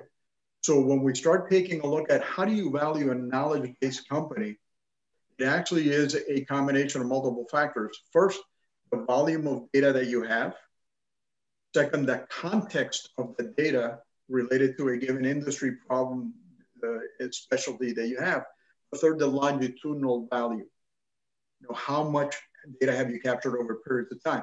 You combine the three, and then you have a very, very interesting proposition. So one of the things that is starting to emerge, and I think it appeals to all of us in this call, is we're all not just in the internal business of managing our data. There's substantial business opportunities in the commercialization of our insight, not reselling data, but the analysis that we've gone through has tremendous value. I'd like to pick up on Dr. Kumar on thoughts on this. I mean, yeah, I think what Dr. Yesha brought up is a very, very relevant, not just one, but several points. But going back to Pete, what you were saying, the question which I asked myself is, what are we trying to solve? Right? There is layers upon layers of data. I sit on 10 million, individual encounters, patient data, 5 odd million unique, patient information. There is reams and reams of clinical information on top of that. What am I going to do with this? What am I trying to solve, right? So usually the starting point for me is, what am I trying to solve? What is the scale of that problem? What's the complexity of that problem? And what's obviously the return on investment for that problem? The moment those three things are defined, that's when we go back and say, okay, we've got all these petabytes of data. Then what exactly do we need to solve this problem? And I want to just go back and make a comment on Dr. Yesha's point. Yeah, I mean, there is an explosion of data now, all these buzzwords, as Christine mentioned, of course, they're all there. But and Dr. Yesha said it's always been there, but in the healthcare industry, it's slightly different, Dr. Yesha. There was a study done by McKinsey a couple of years back. They rated the digitization by each industry. Healthcare still stands at the bottom of the pyramid, purely because I've been in healthcare for 20 years, pretty much all my career. Only about 10 years back is where the real big digitization U-turn happened in healthcare. We used to have paper records. We used to walk into these basements where there is aisle after aisle of paper records. Again, right? If you define data, yes, that is data, but it's not consumable. It's not, you can't analyze it. You can't do anything with that. So after the digitization of the medical record about 10, 12 years back, and the government mandate for every health system to adopt the electronic medical record, that's when the real explosion happened. So as an industry maturity perspective, where we are, we're like, swimming in a big ocean. We're all excited that there's all this data, but we don't know what to do with it, right? That's where we are. But some of us are pulling it back and said, okay, let's solve some of these problems, some of these really anemic problems in healthcare. Try to improve the outcomes for clinical outcomes for our patients, trying to reduce the expenditure in healthcare. And that, again, somebody mentioned population health. I think Christine mentioned population health. We have a very, very robust program on clinical health. And Pete, when you were talking about the layers of data, we call them social determinants. They play a very big role. They come at a premium because you don't get that information easily, right? Social media platforms do not build the necessary social determinants which we in healthcare industry need.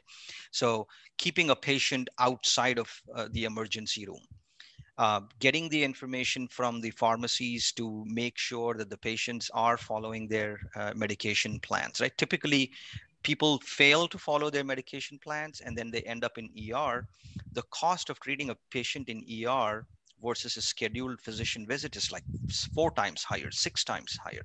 That's where the cost of healthcare goes up. So population health is a very robust program where we, obviously have our financial information, which drives which patients we need to go after. And we focus our population health mostly on the uncompensated care population of patients, because, they end up in charity care, and, Jackson Health System does hundreds of millions of dollars of charity care every year. So if we can keep a small portion of those patients out of the ER, take care of them through scheduled visits, take care of them through proper medication management, take care of them through this population health program, talking about several millions of dollars which are saved here. So again, I go back to the point, right? Yes, there is a lot of data, but for me, the starting point is, what are we trying to solve? Right. No, it's fascinating, the approach, because most of the time we're trained to define a problem and either prove or disprove. Okay. Yeah. So we use data either to justify and say, yeah, this is worse or not. One of the interesting values that's coming up, and this is where the AI kicks in, it says, we don't know what we don't know. So the moment we start putting in massive clusters of multi-domain information, we will start seeing patterns that our mere minds could not figure out. We're doing pretty good with a 2x2 matrix. We don't do good with an n by n. So we're going to start seeing relationships that we had never, ever seen before. And that's where the discovery is going to happen. Yeah, I was going to add to that. I mean, what I would say is, like, in social, in general, you think about it from a knowledge graph perspective, and it helps facilitate 2 things. 1, to drive experience, and then 2, to drive insight. So, like, there's things that when we, like, for us in the conversation space around a conversation knowledge graph, there is an ability to get insights that help us understand what scenarios or what different contexts that marketers should be going after. For example, like, if one thing we worked with Keurig, for example, and Keurig thought that people only were talking about drinking coffee in the morning, and we found that there is an afternoon pick-me-up hour, right? Given what we've learned in certain areas. Or if we look at some of the work that we've done for Mucinex, for example, who wanted to reach people in conversations when they're saying they're sick. And that conversation actually happened, they based their whole media off of targeting in morning time, but actually we found that people were talking about being sick more in the late afternoon, right? And so there's these different things that you could learn from a pure based insight perspective, but then going back into the feature. So, what you're kind of referencing there is there's features that could be defined that we can't comprehend, right? But the machine's going to define those features and learn from those features that we can. And so what it will do is optimize the experience on all of these different features and circumstances that help drive the outcomes that the creator defined, which is usually a positive engagement that we want users to get engage. And so that's what we do. There is some problems with that, right? Like, the problem with the inherent problem there is that, and this is another issue that's been a topic of, like, in social media, machines, they're optimized to drive revenue, right? And keep you engaged, and to keep you engaged on that next video or get that next click so that you could serve more ads. And so, like, and there's been also issues with the kind of premise of a knowledge graph that, it shows you more things that you're leaning into. So some of the polarization that you've seen out in society these days is driven by people seeing more of their views, right? And it just kind of deepens your perspectives in one way or another. And so there is some, some interesting research going around now about, like, provocative suggestions and things that will introduce things that are not what you like typically, but, like, it's trying to figure out how to broaden perspectives and not kind of dig down into experience, and also to make sure that machines are not triggering addictive behaviors, right? Which has been another problem in social around machine learning. But the power of it is exceptional, right? Because it could be flattened so we can understand it, or it could be let loose so that it could do its thing and learn its outcomes in ways that have been really impressive. That's an incredible perspective, and we look at the power, as you mentioned, of the technology and its implications upon society, because that's exactly what we're talking about now. Athena, I'd like to go in a slightly different angle. Institutionally, banks, organizations, are they still on the point of creating of an AI group within? Is it within the organization? Is it separate? Is there a level of consolidation? How is that happening? Yeah, it's definitely within, and we have seen waves of centralization, decentralization happen time and time again. I think a hybrid model is also a possibility, somewhere in between, where you may have a centralized organization that does the model development, that has primary relationships with certain areas of the business. Yeah, I did want to touch on a point you made earlier about this heterogeneity of data sources and mixing different sources and different types. If we think of that as a continuum, right, and maybe on one end of that continuum, you have extreme heterogeneity, where you have different industries that are mixing. So you have very different sources. And then maybe on the other end of that continuum, you have within a company, you still have lots of different sources of data that are captured by different arms of that company. So you could think of heterogeneity in that sense as well. And I have an example that I'd like to share with you about a use case at the bank. So this was a recommender system. It's a system that builds customer-centric predictive models. So, and by system, I mean it's a collection of models that provides a holistic relationship view for the customer, and that integrates data from customer characteristics, from customer interactions and their activity online and in mobile banking, as well as their products, their account openings and closings and so on. So these are, and if you think of just how big many financial institutions are and many other organizations are, right? Getting data to integrate across these domains, I think it is a form of it's one manifestation of that heterogeneity that you were talking about earlier, coming to life to serve the customer. I agree, and back to Christine's point of a smart city. How does a smart city get smarter? It's exactly with the heterogeneity of the information, because if all we're continuing to do is more of the same, we're perfecting a process that might be slightly outdated. The moment we open it up by bringing more variables into the equation, I think that's exactly what the technology empowers us to do now, is think much bigger problem than we've had before. Christine, from your perspective, in terms of the smart city, what is the role of economic development within that type of thing?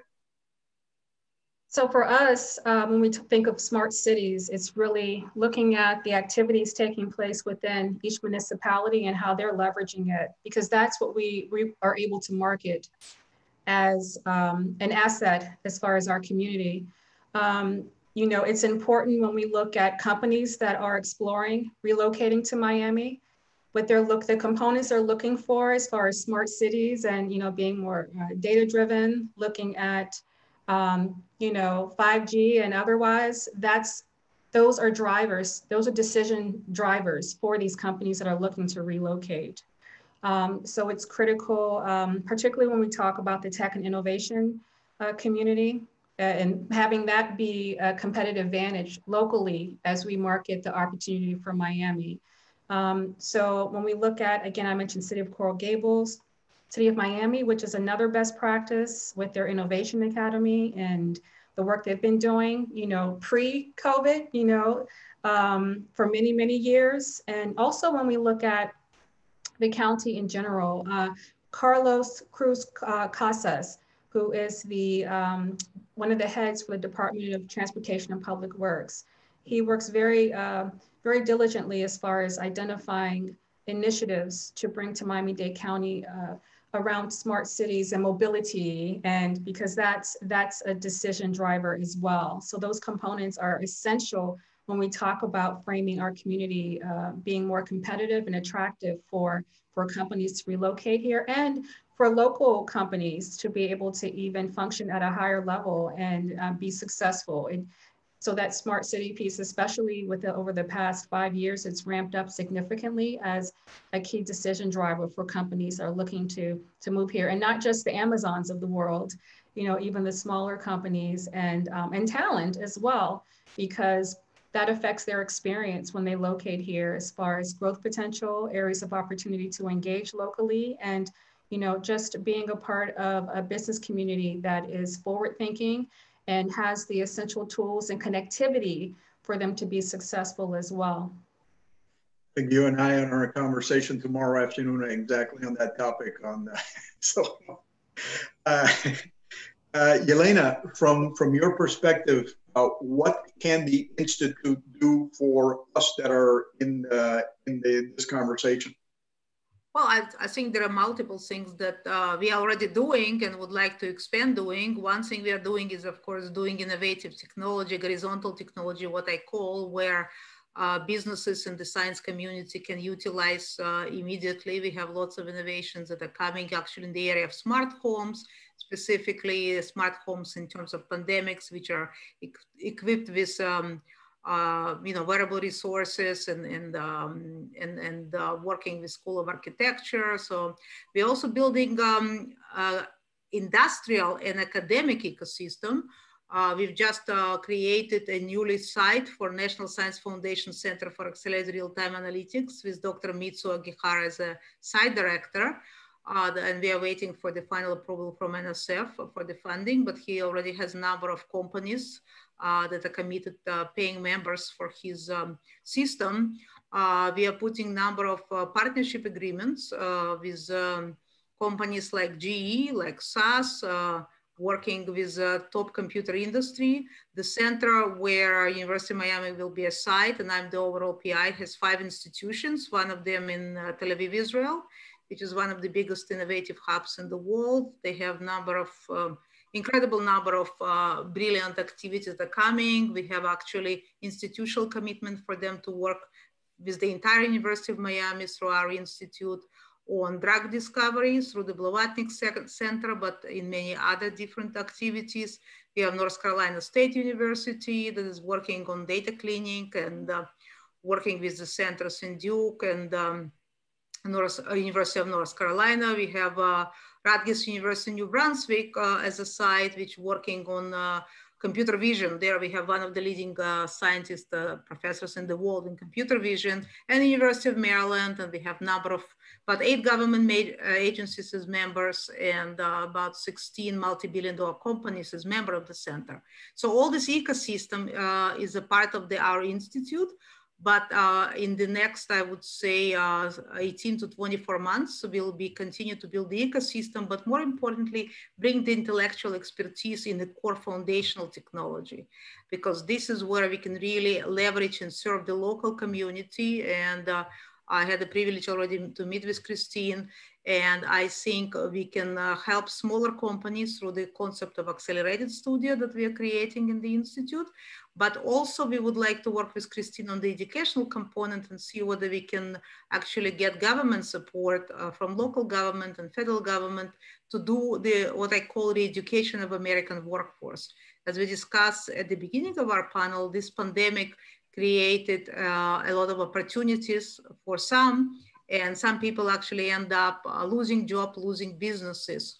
So perhaps how we can use this new technology and the skills that we have in the Institute to promote and help at least the local community to get the skills that they can go out and get jobs right away.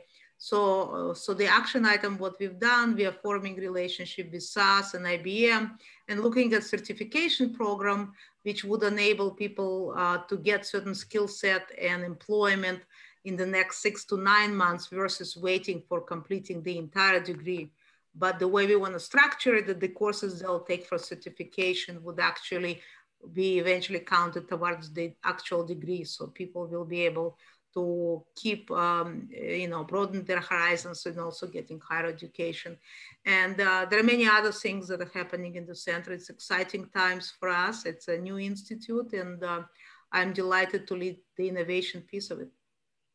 That's wonderful, and I'm glad to hear the collaboration with the Beacon Council, because I think the university and specifically the institute can be a major catalyst for growth and enable a lot of companies that don't necessarily have either the infrastructure, the technology, or the talent to actually leverage it and move forward very quickly. We have some time for a couple of questions. Michael, are there any questions from the outside? Not quite yet. If anybody has any questions from the audience, the panel would be happy to answer them. So thank you very much for a wonderful discussion. Let's see if any come in here. A couple of the things that I would mention is contact information for the people in the panel. Make them available, because everybody brought some incredible ideas. So both from the Institute, the Jackson and Travis and Wells Fargo, everybody had some very out of the box thinking. You can clearly understand why these folks are leaders in their field, because they're on a different page. They're operationally excellent, but forward looking and innovative. Doesn't look like we have any questions at the moment. Just make clear that there are no math questions. Mm-hmm. Yeah, I think we're good. All right, in that case, I am going to thank you very much, Mr. Martinez, and thank you very much to all the panelists. That was a wonderful discussion. We'll put the contact information. I am going to turn it. There's a question. There's a question. My apologies. Here we go. Yep. We have a question here from Patrick. How does one get started as a data analyst? Good question for an educational institution. Who would like to field that? I can take this one. Patrick, it depends on your previous education. If you have already a university degree or a graduate degree even, then it's one pass. If you are just novice in the level of undergraduate education, there are several career passes that you may consider. One, as I mentioned, the quick one, which is certification, which would be a level, entry-level kind of data analyst. The others, you should talk to Professor Gihara, who actually runs the data science program from the Institute, so he can refer you to the curriculum. And the other, the third non-conventional way, which is not as much academic, is actually try to get a job, an internship, and then learn skill set on a job while trying to get a more formal education at the university. So I've seen both ways, and data science is a very applied field. So I would very much encourage those that are even pursuing master's and PhD in this field to do internship and actually work with companies, because this is a very fast changing field, and not always in academia the faculty are keeping up with this, with the rate of change in the technology. So that's very important that the students have interaction with the industry on pretty much permanent basis.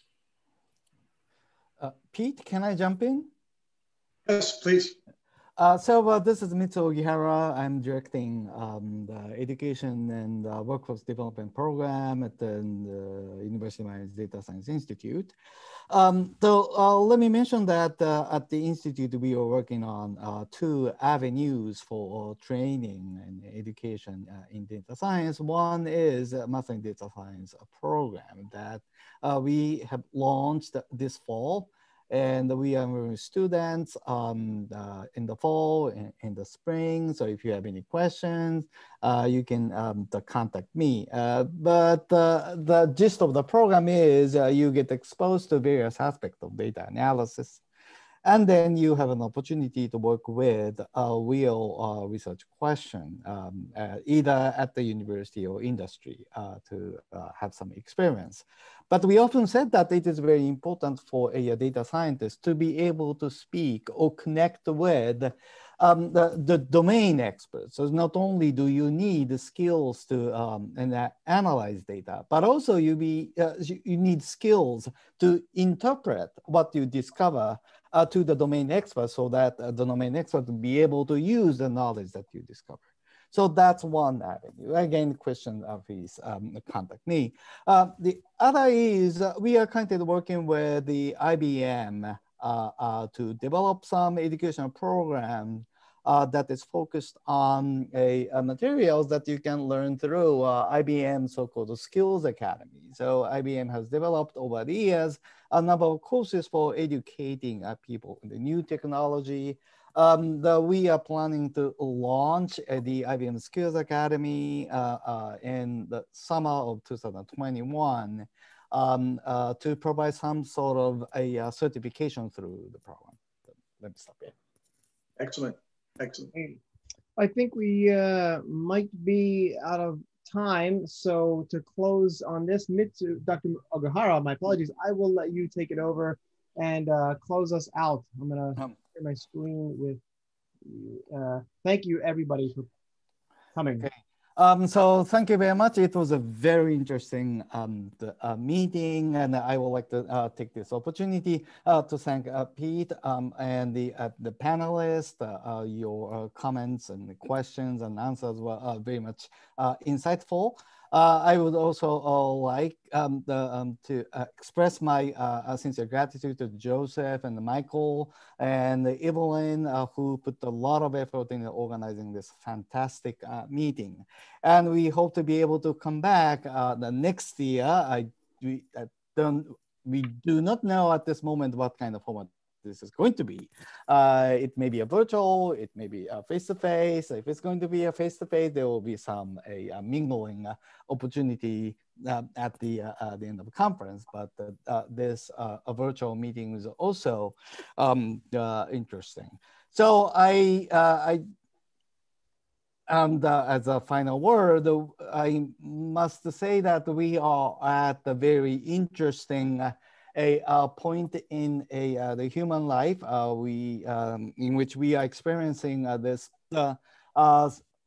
seemingly unsurmountable, actually surmountable problem without the exact knowledge of what will happen in the future.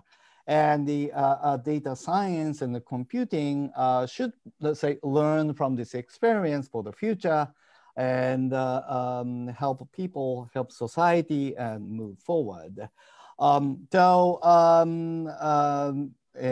the Data Science Institute at the University of Miami will continue its effort in developing new technologies and collaborating at the local industry and to move data science forward and advocating data science. So with that, I thank again for everyone and all those who attended. I hope to see you again soon, at least the next year in this conference, if not sooner. And thank you very much. Cool. Thank you very much. Thank you, everybody. Thank you, everybody. Thanks, everyone. Bye-bye. Thank you. Bye. Care. Thanks. Bye-bye. A big thank you to our panelists and Pete And thank you. Thank you, Ashwin. See you later. Bye, Jess. Thank you. See, everyone's gone. Everyone's gone. That leaves us. Thanks, Evelyn, for all your help. Thank you very much, Evelyn.